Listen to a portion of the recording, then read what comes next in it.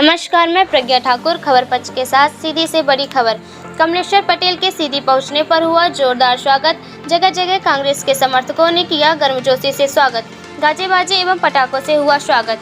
सीधी जिले के सिहावल विधायक एवं पूर्व मंत्री कमलेश्वर पटेल को ऑल इंडिया कांग्रेस कमेटी के CWC का सदस्य बनाए जाने के उपरांत कल शनिवार को उनके प्रथम सीधी जिला आगमन पर जिले भर में कांग्रेस के कार्यकर्ताओं और उनके समर्थकों द्वारा गर्मजोशी के साथ स्वागत किया गया। सीधी जिले की सीमा से प्रारंभ होने से लेकर सीधी शहर के पूजा पार्क पहुंचने तक जगह जगह कांग्रेस कार्यकर्ताओं एवं उनके समर्थकों में जश्न देखा गया।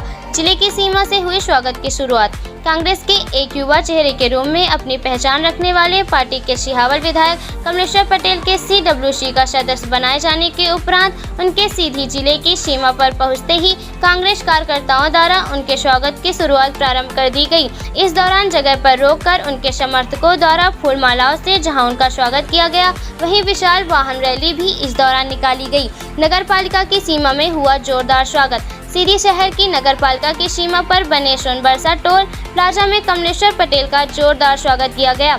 इस दौरान जहां समर्थक जश्न मनाते हुए देखे गए, वहीं नारेबाजी का क्रम भी लगातार जारी रहा। सीधी शहर के भीतर पहुंचने पर उनके द्वारा पैदल मार्च करते हुए आमजन द्वारा किए जाने वाले स्वागत सम्मान को स्वीकार किया जाता रहा। जब सरकार जाने वाली है 100% तय है कि ये सरकार अब नहीं आ रही है।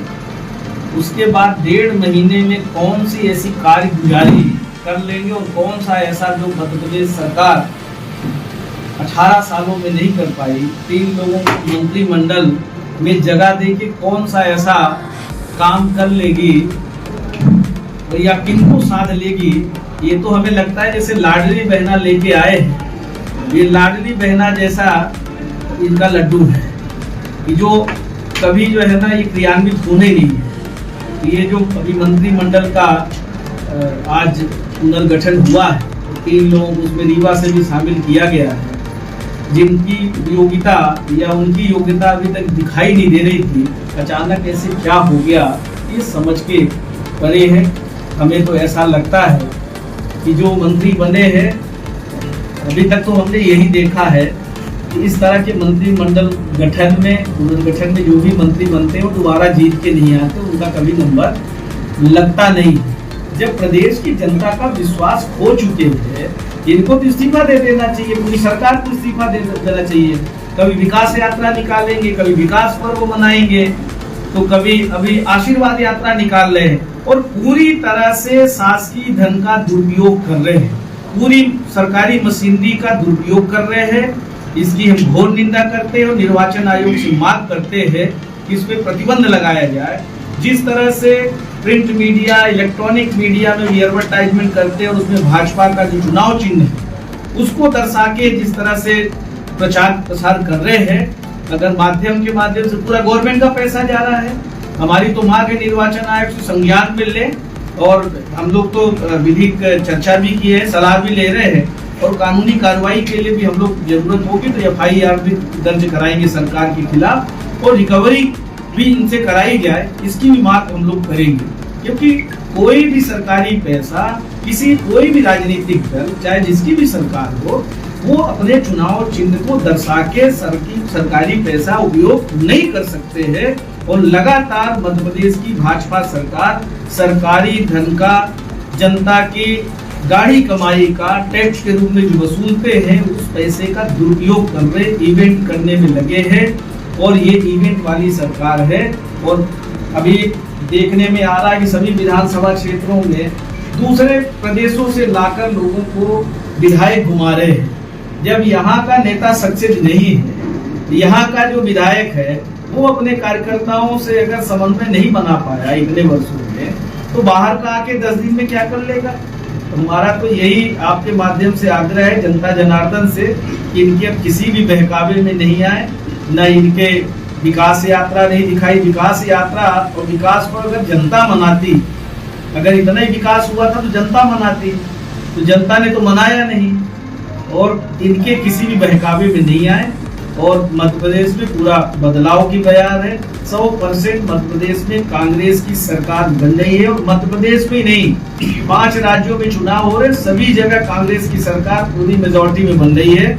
और इसकी जानकारी भाजपा के नेताओं को भी लग चुकी है। अब इनके पास एक ही तंत्र बचा है, जो सरकारी संस्थाएं हैं उसके माध्यम से लोगों को परेशान करना, कांग्रेस के नेताओं को परेशान करना, जहां सरकारें हैं वहां के मंत्री मुख्यमंत्री को परेशान करना, और यहाँ भी कब ईडी सीबीआई सीआईडी आ जाएगी, सीबीआई और भी जो इनकी संस्थाएं हैं जिनका ये लगातार दुरुपयोग कर रहे हैं, जिस तरह से भी छत्तीसगढ़ में आपने देखा लगातार चल रहा है। तो ये एक ही तंत्र इनके पास बचा है कि कैसे भी लूट लो और सरकार बना। भैया, आपने कहा कि मध्य प्रदेश में कांग्रेस 175 सीटें जीतेगी। बीजेपी ने 39 उम्मीदवारों के नाम घोषित कर दिए। कांग्रेस पार्टी ने अभी एक भी टिकट वितरित नहीं किया है। इसमें देरी क्यों हो रही है? क्या रणनीति है कांग्रेस पार्टी की?